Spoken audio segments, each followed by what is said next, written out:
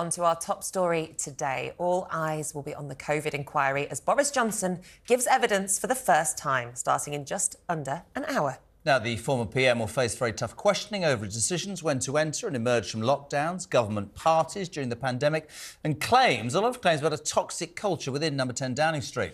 Well, I'm pleased to say that joining us now is former Culture Secretary and TalkTV presenter Nadine Dorries. Good morning, Nadine. Have you spoken to Boris about today? Do you think he'll come out swinging?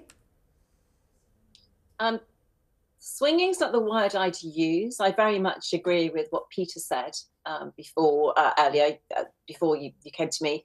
But it's a chance for Boris to put his side of the story forward. He's been accused of many things during a pandemic, which we've not seen the likes of since the Spanish flu in 1918. And having been a minister in the Department of Health at the time, I saw much of what was happening and what was going on. So I am delighted that he has this opportunity today to explain what it was like trying to manage a pandemic a killer virus which landed on our shores with very little notice. So I think he's welcome. And yes, I have spoken to him, obviously, but I think he's very much appreciates the inquiry and the opportunity to be able to put his case forward. Naz, delighted to have you on. Thank you so much. Read over the weekend, briefings saying he will apologise. We all know the optics of Partygate. If you're a supporter of him like me, you get frustrated because I do think he got some of the bigger decisions right, the vaccine rollout. Unfortunately, a lot of people contacting us, and a lot of people, you'll understand this, will talk only about Partygate. I try and remember what it would be like to be in that position. If you step back from your friendship, notwithstanding Partygate, was he too reliant on science? Was he too reliant on Cummins? Did he lock down? I mean, all these people are asking all these things. I mean, I want this inquiry to be about how we never get involved again. I scarily think it'll be about WhatsApp. Did he get more right than wrong, or vice versa, in your opinion? I said there are three things you covered in your question there. The first one, Partygate. So that frustrates me too. And as you know, Jeremy, I've just had a book out, The Plot, which talks about, sorry, my ring light's just fallen over, which talks about what happened during Partygate.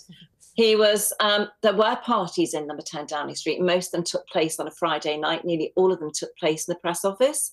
And they had nothing to do with Boris Johnson, who left 10 Downing Street most weeks on a Thursday night, knew nothing about them. The people who ran those parties, who instigated those parties and know about those parties and attended them, know what happened. But of course, they have their own careers and reputations to protect. I can absolutely tell you this with my hand on my heart. Boris Johnson never attended a single party. Now, I know you'll say there are photographs of events. That's when it's in his diary. Walk into this room, say thank you to that person for having worked 6 months during the pandemic, go into next meeting. The parties were serious parties. They did take place on a Friday night, attended by many journalists. So, there is Partygate to one side. The other part of your questions, aside from parties, is it going to be about WhatsApp? I'm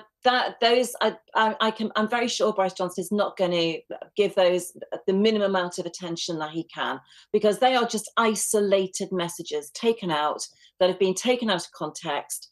And, as far as he's concerned, it was the bigger issues that are more important. Those big issues are the decisions that were got right, and what do we do to prevent another pandemic? Not that we can, but when one actually arrives, what do we do to handle that pandemic in the best way possible?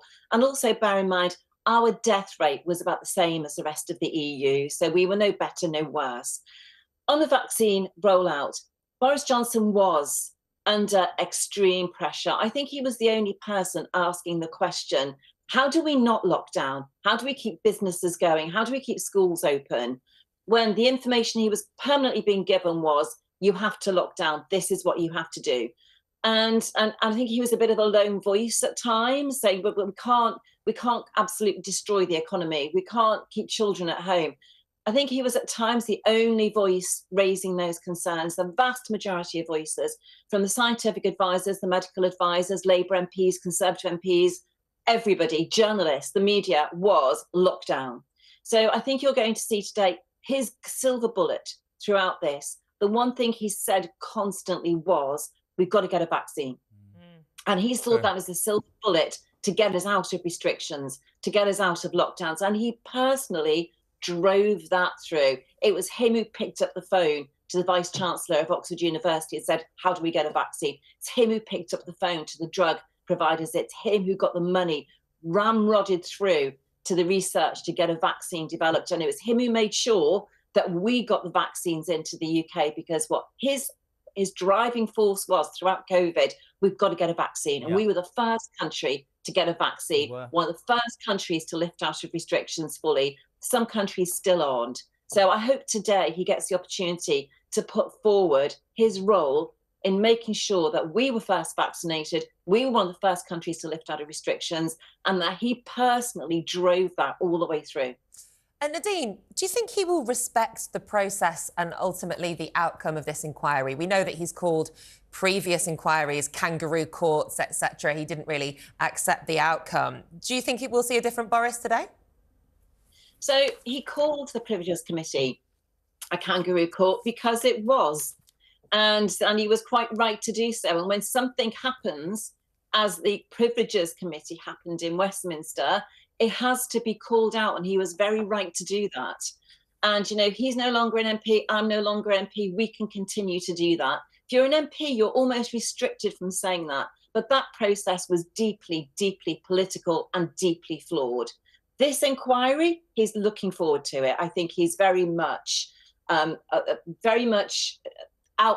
will respect it, because hopefully the findings of this inquiry, and they will focus, and I've been concerned because some of the questioning seems to be very much focused on the trivia and the personalities and the voices of Dominic Cummings was, you know, and Lee Kane and these other side players who've been using their time in Number 10, their role in Number 10, to further their own personas and their own careers.